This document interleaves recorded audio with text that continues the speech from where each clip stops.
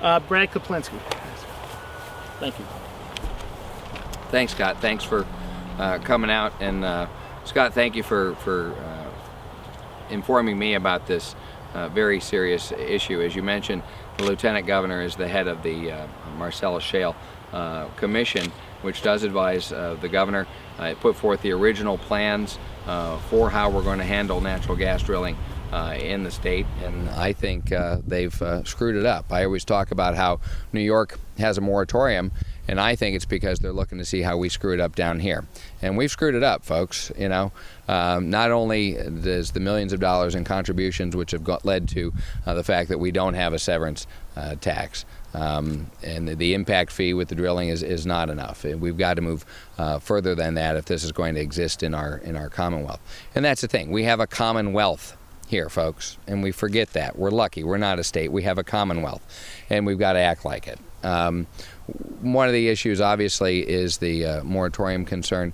I've stood up and signed a pledge for no new drilling permits to be issued until we find out what's in the fracking fluid that they're pumping into our land, and close the so-called Halliburton loophole until we get stronger regulations that protect the property owners, the nickel and diming of the property owners, and make sure that also the folks that didn't sign the contracts are protected as well, who have to live around the facilities. So, and also the pipelines. We talked about this, in which there's only 12 inspectors with the PUC that inspect our pipelines. We've seen damage in Arkansas, in West Virginia, in Ohio of these pipelines, some natural gas, some not.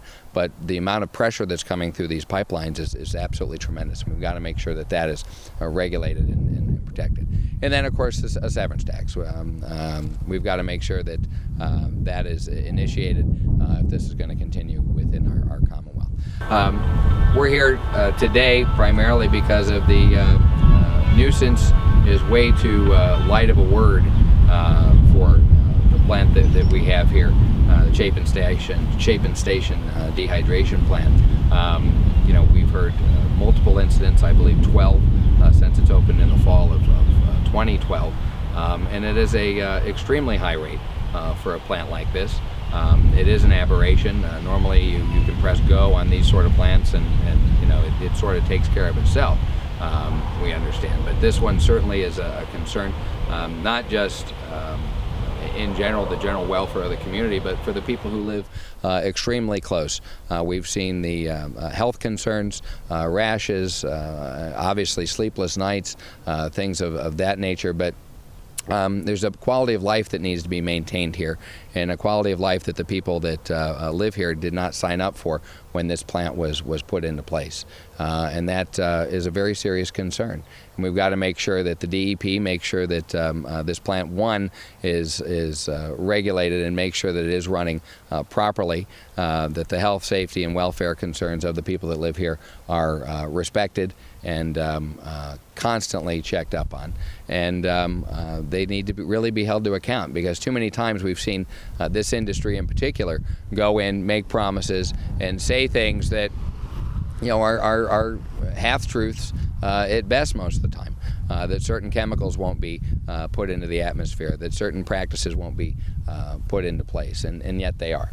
And through legal contracts and other regulations that they can skirt around, we've seen the damages that they've caused, not just here, but throughout the Commonwealth.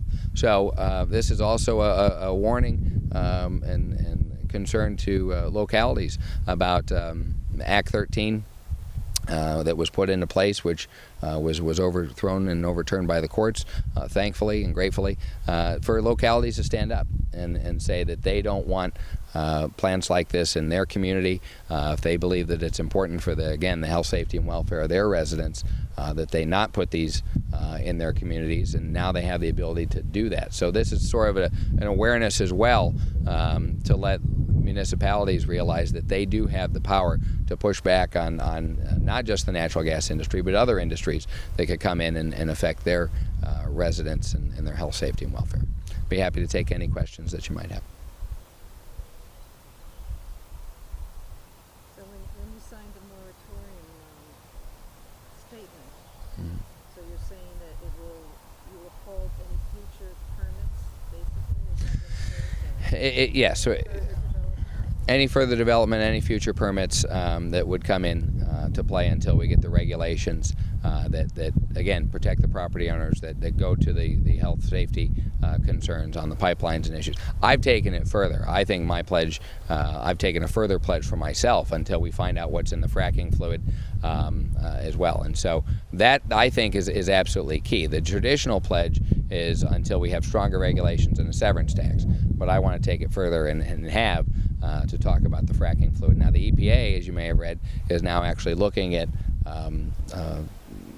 releasing what is in that fracking fluid, saying it's not a trade secret, so we can all find that out. And that came about 10 days ago that they're considering doing that. So if the federal government can push that issue, then all the better.